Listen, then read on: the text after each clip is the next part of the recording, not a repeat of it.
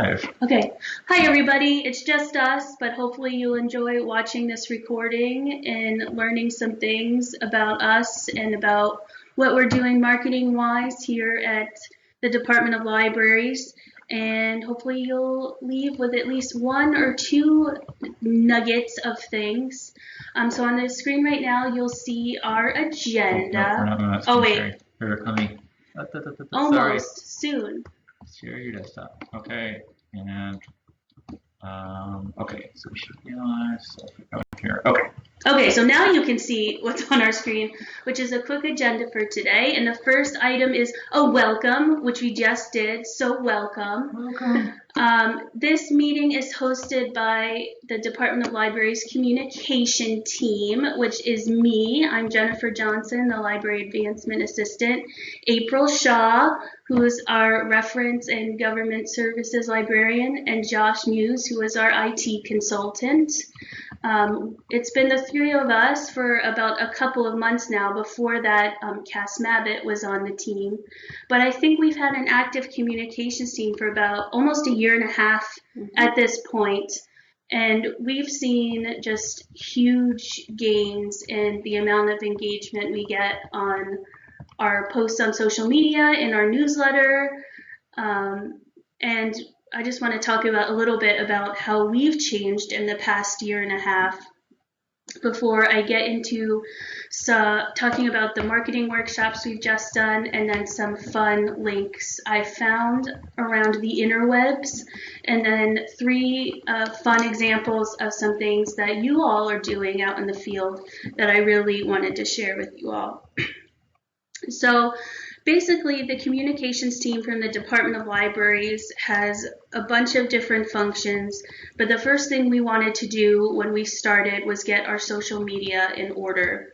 And to do that, we just decided to focus on Facebook at first. And what we did was come up with a posting schedule for Facebook. Every day we said we want to post on Facebook at least once per day, and we had a schedule of certain topics.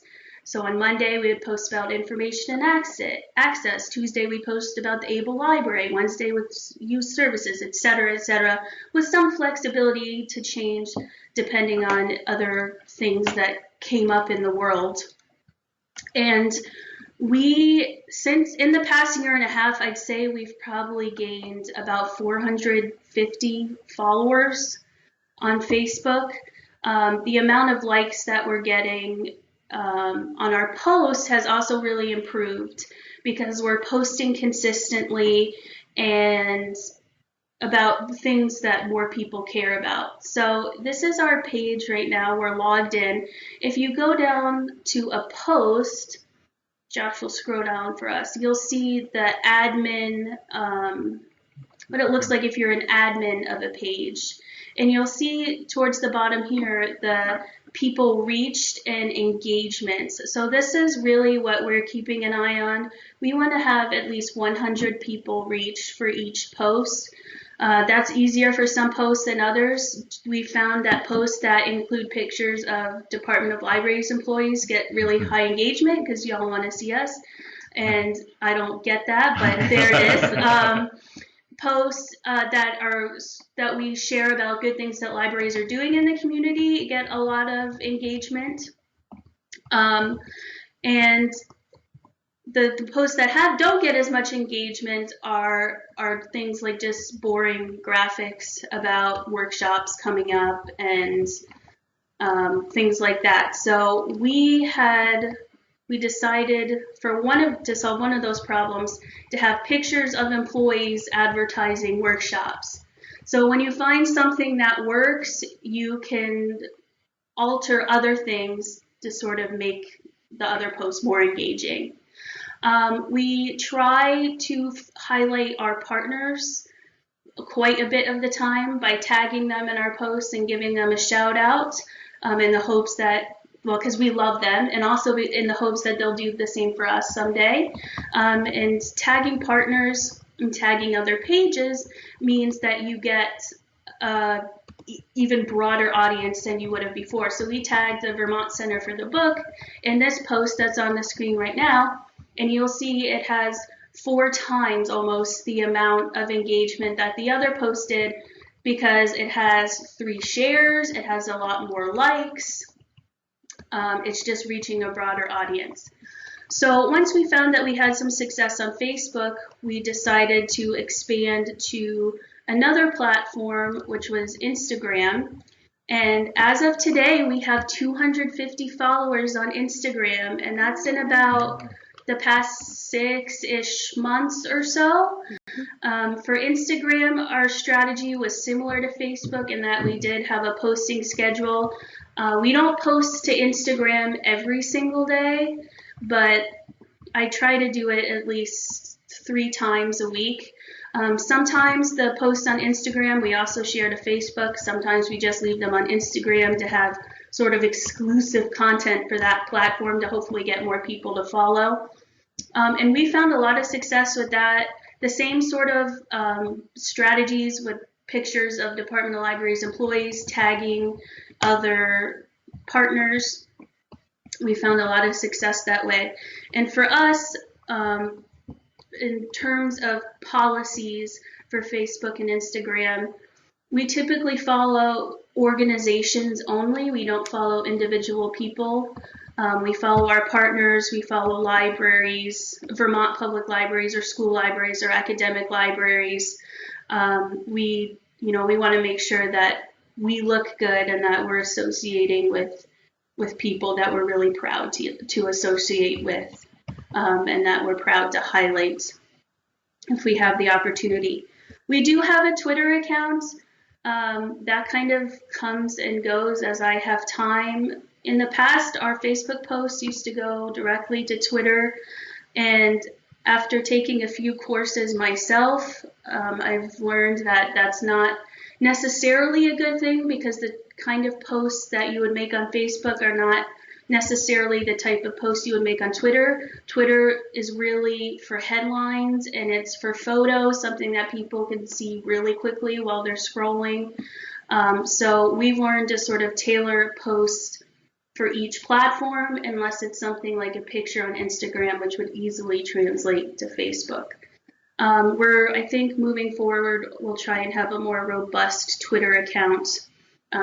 But it's hard to handle a bunch of different platforms, and I think we would all recommend just choosing one that you're really going to commit to at first. That's what we did, and once we found some success and stability that way, we've decided to branch out a little bit.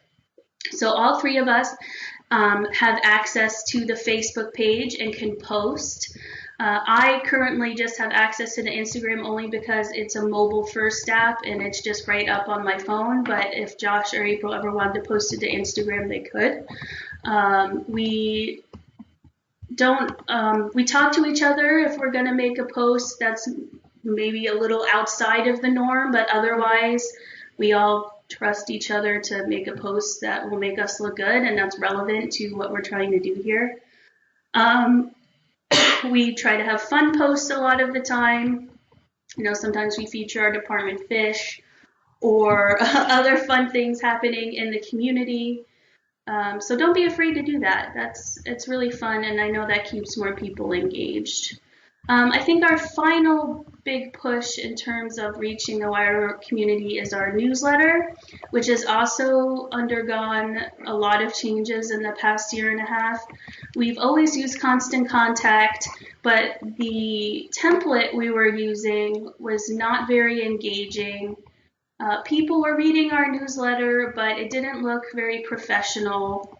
And simply technology has changed since then, and nobody really had time until I did to sort of work with a new template and get things looking a little more professional. So I found this new template here, and the state of Vermont has some branding guidelines.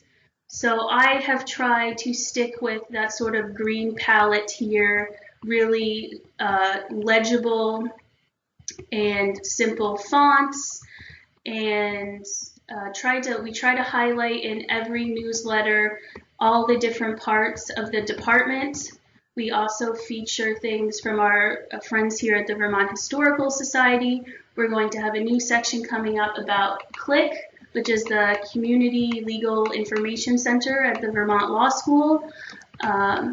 And we have, of course, ABLE library services, all that kind of stuff. We do serve state employees, so we try and give them some content as well. And if really cool, exciting things are happening here in the department, if staff members done something really cool, or staff has been featured in the bigger media, we like to feature that as well. We send out the newsletter once a month. We try and do it as close to the first of the month as possible.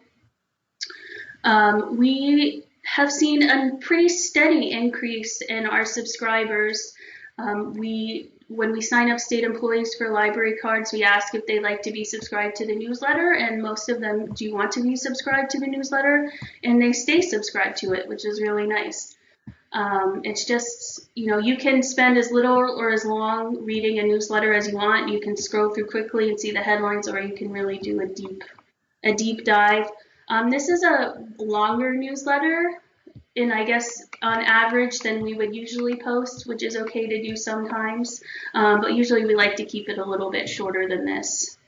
On Constant Contact, we can see the percentage of people who open the newsletter. We can see how many people are clicking on links and which links they're clicking on to see what is more interesting for them. So we have all of these statistics. So for instance, last month I went to April and Josh and I said, wow, not as many people read the newsletter last month or opened it. Why do you think that is? And then, actually I don't know if we told you that. But we'll talk to you about that. And we're like, okay, so why do we think that this happened? Do we think it was something in the newsletter, just the time of year, the situation surrounding, people were busy, blah, blah, blah. So that's the really helpful thing about the kind of statistics that a platform like Constant Contact can provide. But you don't necessarily need to use a fancy platform like Constant Contact for your newsletter. If you just compile an email list and then create something like that, that's better than nothing. Just make sure, of course, that you have people's permission, explicit permission to receive these types of emails. If you have their email for something else, you can't assume you can use it to send them your newsletter. You would have to have them opt in. And they, of course, have to be unable to subscribe at any time. And, of course, when people receive our newsletter, there's an option at the bottom to do that. Yeah, so that was kind of the intro I wanted to give about what we're doing here at the department. Do you guys have anything to add? Oh, that was really good. Yeah, I think you hit everything. Can we go over the social media policy? Because we do have a social media policy. Okay, yeah, so I think we touched on the social media policy a little bit. There is a grander social media policy that the state of Vermont has, and we mostly follow that with some little tweaks for us here at the department. So we do have our own social media policy, which includes a general guidelines of how often you post on each type of social media, and then also the ruling of if you don't have enough time to maintain a presence on the social media format, then close it. Because it's better to not have it there than to have one that's only updated once a month. Yes, and so I'm kind of breaking our rule at the moment with our Twitter account because I do not post on that one. But that's a really good point. Having something written out, it's more guidelines. That's more guidelines. And to cover your butt, having an official policy that's okayed by your trustees and they have your back is also a really good idea. Mm-hmm. And Laura Keenan, our governance and management consultant, would be happy to talk with you about that, as would we. But she, of course, has more experience working with trustees and boards and that sort of thing. So I'm going to move on to the suite of marketing workshops that we just held at the department. We started with a Marketing 101 workshop, which was just a basic overview. I gave these binders to attendees, And I'll just do a quick run through the binder. The other reason I wanted to show this is that I can make more of these. So if you don't have one and you're interested in having one, just reach out to me, and I'm happy to send you one. Sorry, I'm still screen sharing, so they can't see you. Oh, okay. Hold on. Stop sharing. All right, we should be back. Cool. So I split this binder into 5 parts. Started out with just a brief overview of resources in a bunch of different formats, all free, either available just free online or through interlibrary loan. We have a lot of things here at the department. The first section is just some marketing basics, 7 key concepts of marketing libraries, excuse me, and some other concepts like strategic merchandising, and what was the last part here? Yeah, more merchandising stuff. I take a lot from Kathy Dempsey, who's like a library marketing guru. She has a bunch of different books and she does workshops a bunch. So I like to use her materials as well. The second part is creating a marketing plan. We had just the marketing cycle that we've been using, and one of the activities we did is we had a library take a goal or something they wanted to accomplish in their library and take it through this cycle and then get feedback from the other people who are at the workshop about that. There's a really good article in here about marketing with just one person, and for our one-person libraries, it can be hard to do marketing on top of everything else. But we're trying to get people into the mindset that marketing isn't just advertising. Marketing is everything you do. It's getting books out to people. It's fundraising. It's everything moving a product from beginning to end. So getting into a marketing mindset for everything you do is really what we're trying to get people towards. The third section is library websites. We included this because any post you make, any email you send, any flyer you have is probably going to link to your website, so that has to be pretty robust. And being robust doesn't mean it has to be super fancy or complicated. It means that it has to be clean looking, and it has to be legible, and it has to be current. And to have a website like that is not that difficult, and you can do it for free. So we had some tips about that here, as well as making, I think accessibility was another thing we brought up in here. Email and social media, these are the top 2 things that libraries are working on in terms of promotion, so we focused on those a lot. Sort of the things that we've been talking about earlier this morning, creating a social media plan, deciding which platforms are best for you, etc., etc. And then the final section is about graphics, which I've noticed some libraries struggle with. So I thought this was a really important section. We talked about Canva.com, which is a platform used to make graphics. It's free. We use it here at the department all the time, and we really like it and have found success with it. So this is the basic binder. The following 2 workshops, the next one was about library passes, but more broadly making partnerships with other organizations to draw people into your library and reach a broader audience. So I have a packet of materials from that workshop. Most of the materials are about how to make partnerships and find partnerships and make them successful. We had some awesome presenters at those workshops, like Aileen Corcoran from the Vermont Historical Society, Brenda Stanley from the Enosburg Public Library, who talked about her nature backpack program, and Corey Hart from Vermont Fish and Wildlife, who talked about some of his programs, all which connect to the state park passes and historical site passes that we provide here at the department. But there are a ton of other passes out there that libraries are promoting, and we talked about how to do that a little bit. And then the final workshop was basically an adult programming workshop. We took a lot of materials from this book, Adult Programs in the Library by Brett Lear, which is available here at VTLIB through interlibrary loan. And it was basically a checklist going from beginning to end of planning a program, no matter how big or how small, and at each point, how to promote it, how to evaluate it, which is all things in the marketing cycle, how to make it accessible for all of your patrons who are in wheelchairs or who are deaf or who can otherwise not access events like the average person could. And we had Amy Cunningham from the Vermont Arts Council present at that workshop, as well as Kelly Stoddard-Poor from AARP, who talked about their Little Free Library program, which we think, what does that have to do with marketing? Well, having your library hosting a Little Free Library in the community is going to definitely generate some goodwill towards the library, and it's going to get more people in. So that was our suite of marketing resources, workshops, that we did in the spring. This roundtable was sort of the capstone to all of that. Unfortunately, it's only us here, but it's not too bad. Work in progress. It's a work in progress. So hopefully next time we'll have more people attend and get to brag a little bit.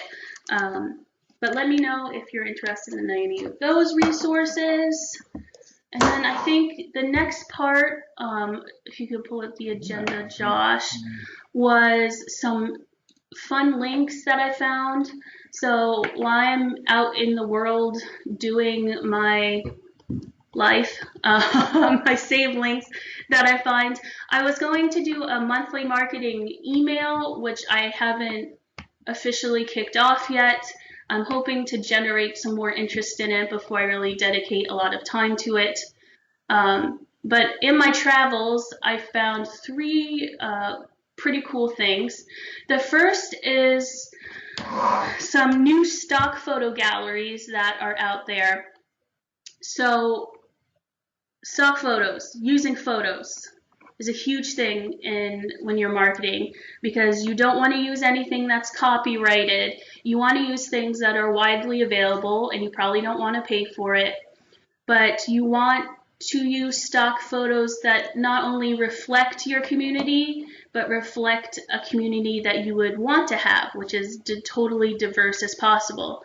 So I notice a lot of times that the random people in stock photos and advertisements in our community feature mostly white people, middle class, which is, somewhat reflective of our community, but we want to reach as many people as possible and have as many people as possible see themselves interacting with our organization or participating in programs.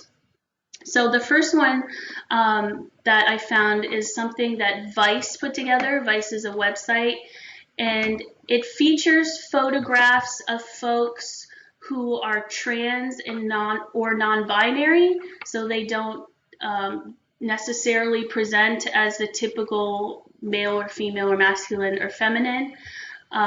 This, I think, is really cool. Vermont, just like anywhere, has a population of trans and non-binary folks, and they often aren't represented in advertising or in the typical stock photos you might use for something. So I thought this was a really cool collection.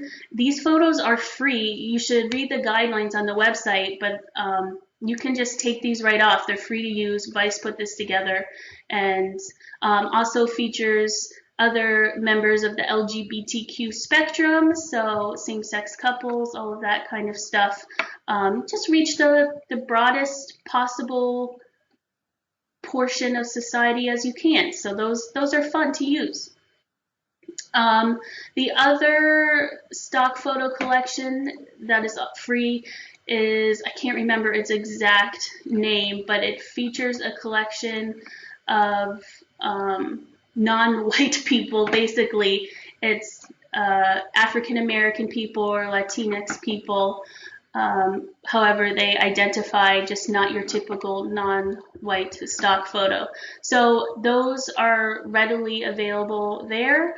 So when I, find stock photos for our newsletter, I try and have a nice variety of races and ages and abilities, just to reach the widest possible audience. So those are two really cool finds that I found in the past couple of months. I wanted to highlight a website called the 5-Minute Librarian, which is really a one-stop shop for marketing as a librarian. There's a lot of stuff about social media, but there's other stuff about technology and marketing in general, book displays. So she also has a pretty interesting blog. So if you just are looking for some quick ideas, or you have 5 minutes to reread about something, I recommend stopping at 5-Minute Librarian. I believe she's also on Facebook and maybe Twitter, if you want to follow her there as well. And then the final tidbit is an article I found about email marketing. So for email marketing, we use Constant Contact, which is one of the platforms mentioned here, but there are others such as, I can't remember, MailChimp, which a lot of people use. But then there are 3 that I never heard of, which are ActiveCampaign, GetResponse, and ConvertKit. And in our workshop, we talked about HubSpot, which is beta-ing, is that a verb? Beta-ing, a new email marketing. And so I say we don't endorse any of these products, and you should determine whether or not they're right for your library or whether or not they're in your budget. We happen to use Constant Contact, but there's certainly other platforms that are just as good or better, and some that are cheaper than others. I think the most important thing is that your emails are consistent and clean and legible, and that's can be simple as compiling an email list and sending out an email. So it doesn't have to be fancy. To finish up today, I wanted to share some really fun marketing posts that I found on social media from our Vermont libraries. This first one is from the Alice Ward Memorial Library, and they made a video trying to promote a new book in their collection, which happened to be Justin Timberlake's memoir, Hindsight. So take a look at this video, and I think you'll love it as much as I do.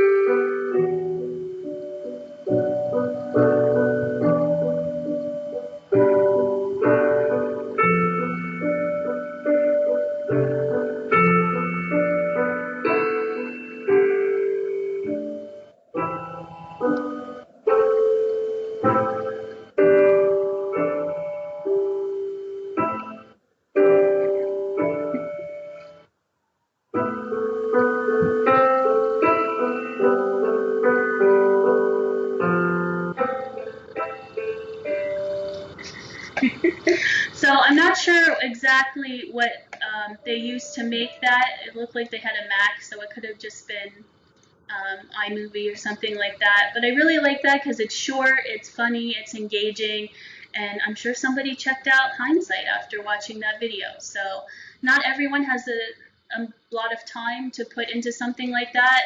This is where your volunteers or maybe your teen volunteers or interns could step in and do something fun like that for you. Can promote one book or a whole collection. So I was really impressed with that. The second one is a graphic for an event from the Goodrich Memorial Library in Newport. This was promoting their Secret Garden Mother's Day tea, and despite it being a pretty simple graphic, it perfectly matched the event. It's legible. It got all of the information needed across in it. And I was just super impressed with this. This is the type of graphic that you can make in Canva. So you don't need to pay for anything to make this. And you also don't need a lot of skills to make it because the templates in Canva are very easy to use. So I was pretty impressed with that one and excited to see what other things they make to advertise their events going forward. And then the final post was from the Lydia Taft Pratt Library in Dummerston. This was advertising a performance they're having at the library. I really liked this one because it was simple, it got all the information across. But the other thing that I wanted to bring up is that you'll see at the very bottom, this is the performance that they used their summer performer grant for, and they did mention the Department of Libraries at the bottom. When you are advertising an event that is sponsored in part or completely by another organization, it's imperative that you either put their logo or write out their name like Lydia Taft Pratt has done on this advertising. Not only is it just good etiquette, but legally at times you may be required to do that. For programs that we fund with our federal money from IMLS, we have to put the IMLS logo on any materials that advertise those programs. So we're trying to get more people to get into the habit of doing that. You know, I see a lot of posts about things that we provide to libraries where we're not mentioned, and it's not. We would like to see more attention to that sort of thing, not just for us, but anybody else who may help you with your programs. Yeah, so this was a time for other people to talk who aren't here. So I'm gonna wrap it up here. I think we'll try and do this again in September-ish, depending on when people are available. And at that time, you know, this would be a time for you to show off the marketing things that you're doing in your library and ask us any questions. April has a lot of experience promoting for her academic library, and she also, when she was here at the department before, I think did some of that, maybe. We didn't have any social media. We didn't have any social media, but at her academic library, she got a ton of experience doing that kind of stuff. So she has a wealth of knowledge, and then Josh also has a wealth of knowledge, especially about websites and that sort of thing. So this would be a time to ask questions and get feedback. And if there were a bunch of people here, you could get feedback from other libraries in the field as well, rather than just us. The state library is a totally different animal and we have to follow state government guidelines and don't have as much freedom as you might have at your library to be fun and creative in the kind of things that you post or promote. Is there anything else to add? No, that sounds good. Okay, all right, so whoever may watch this in the future, thank you. I hope you enjoy it. And let me know if there's anything else you'd like to see in future roundtables. And have a good weekend. Bye. Bye, everybody. Bye.